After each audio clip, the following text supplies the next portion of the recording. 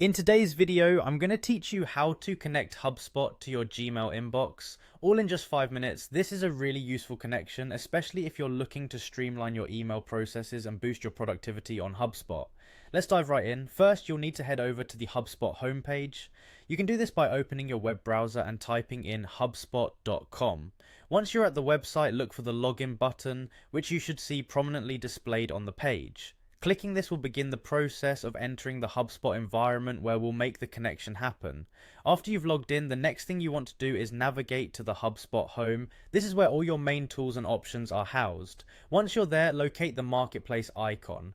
This icon typically looks like a small grid or a stack of squares, and it's where you access the various apps and integrations HubSpot offers. Click it to proceed.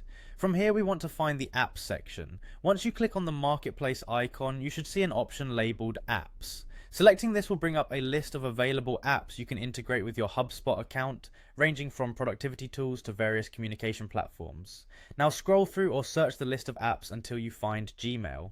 It's listed among the many apps that can be integrated with HubSpot, and clicking on it will give you more info about how this integration can benefit you. This integration allows you to seamlessly sync your Gmail account with HubSpot, making it easier to manage your communications directly from your HubSpot dashboard. Once you've clicked on Gmail, an install app option will be available. Clicking on this will initiate the installation process. Don't worry, this is a straightforward procedure.